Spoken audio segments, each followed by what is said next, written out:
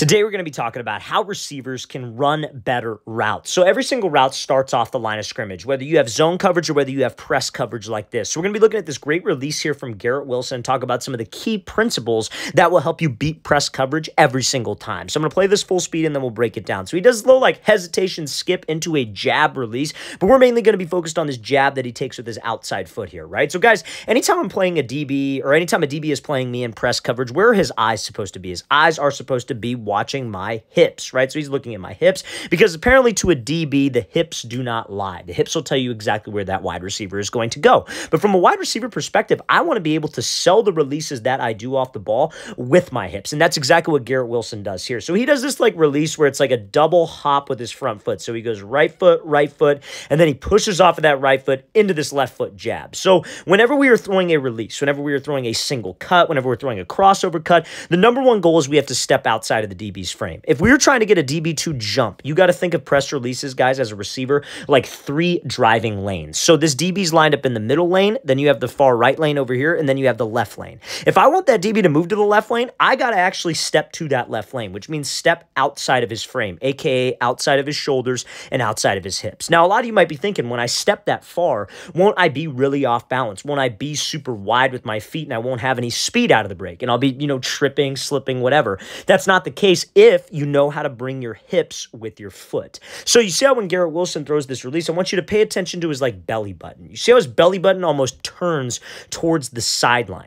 That's what's going to get that DB to bite. Because guys, that's where that DB's keyed in. If he sees my belly button, he sees my hips turn as my foot steps that wide, he has to commit. He eventually has to make a decision. Do I sit or do I go? And if I can do that with my hips combined with the wide step with my foot, I'm going to get him to jump. Now, here's the key, you guys. A lot of receivers will do this. They'll turn that belly button. They'll bring their hip with their foot. But this plant leg right here, Garrett Wilson's left foot, his toes, or guys will do this, their toes will be opened up like this where I'm drawing these arrows. And the issue is when you open up that far, you can't push and get back out. You have to keep something called a positive shin angle, which is essentially like a 45-degree angle, which means essentially keep your toes pointed forward. Your upper body should be separate from your lower body. They call that dissociation, which is a fancy word for separation. Now, another thing, guys, you could turn your belly button all you want, but if you don't bring your body with this foot, you'll still feel insanely off balance. A position I try to tell my receivers to get to is you want to think that your head, your hip, and your foot are stacked on top of each other. So when he goes to throw this move, his head, hip, and foot are all going together because that will help him keep this foot inside of his frame so he'll have balance. But also if you combine that with a turn of your belly button, a turn of your hips, that's going to be enough to get separation, get that DB to jump, and we can lose him. So that is a textbook hesitation jab step right there from Garrett Wilson. Let's play this again full speed. That is one of the first principles of always beating a DB versus press coverage. Now, let's get into this router from Cooper Kupp, and let's talk more top of the route and middle of the route. But before we get into that, fellas, if you are a receiver and you would like to train with myself and my staff of coaches this offseason, we are going to be traveling out to 15 different locations across the country this year for 2-day-long QB and wide receiver training camps. So guys, check out that very first link in the description below if you are interested and if you would like to attend. We'd love to have you there. We're going to be coming out to San Francisco, California. That camp is almost completely sold out, you guys. We have about 3 spots remaining, and then we'll be coming out to Orlando, Florida. That camp probably only has about like 8 spots remaining, and then Phoenix, Arizona, Charlotte, Austin, Las Vegas, Seattle, Chicago, Newark, Birmingham, Houston, Boston, Columbus, Boise, and Los Angeles. So guys, if you want some more information, want to learn how you could sign up, check out that very first link in the description below. Every single one of these camps, you guys, will sell out. Our San Francisco and Orlando camp are almost completely sold out, but every single one will sell out, so make sure you take advantage of this while you can. Very first link in that description below. Let's get back to this video. So now, one thing I want you to understand about running great routes as a receiver is if you have zone coverage, you have off-man coverage, route running really comes down to 3 phases. There are 3 phases that you have to master of route running. The first one is going to be selling vertical. The second one is going to be the energy creation phase, aka the break, so your cut. And then the third one is called the acceleration phase, which means pretty much running out of your break. So Cooper Kupp is going to be running a deep out route right here.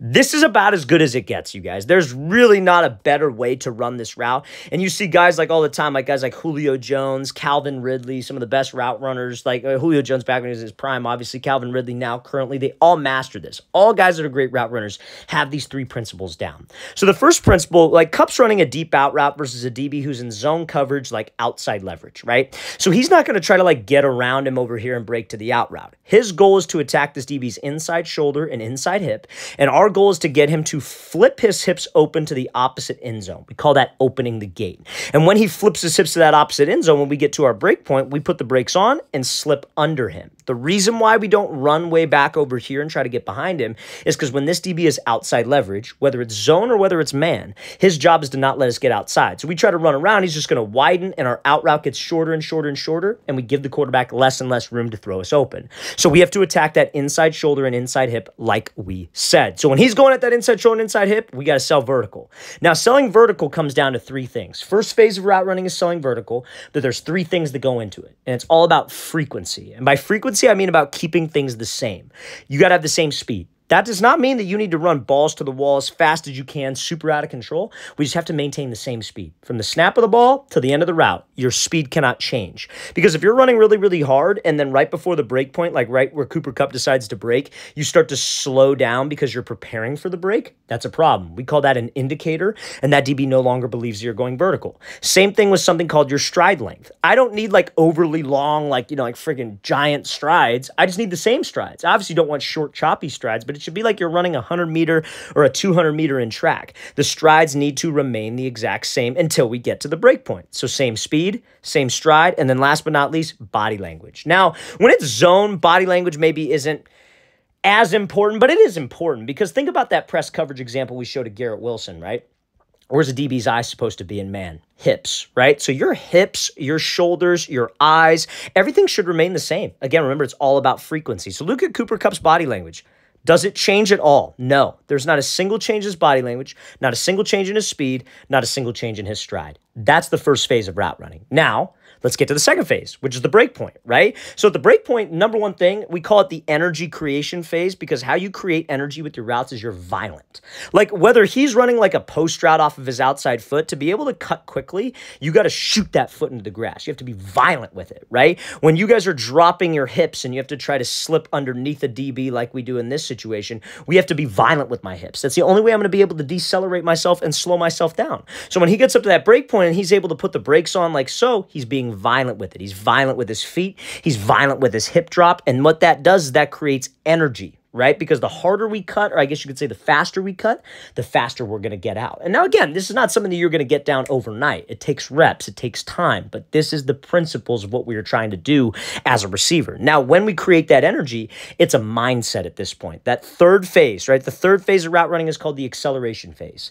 It is a race between you and the DB back to the ball. So when you guys put the brakes on and you're being violent and you're decelerating, remember, we're being violent to create energy, not just to stop. In some routes, yes, you want to stop. Like if he's running just a straight up stop route or a 5-yard hitch, yes, you want to just stop. And being violent and dropping your weight is how you're going to do that. But if we got to go run out of the break like an out route, a comeback, a post, it's a race to the ball. And you see how Cooper Kupp, he never stops his arms. He continues to run. He continues to drive. He accelerates.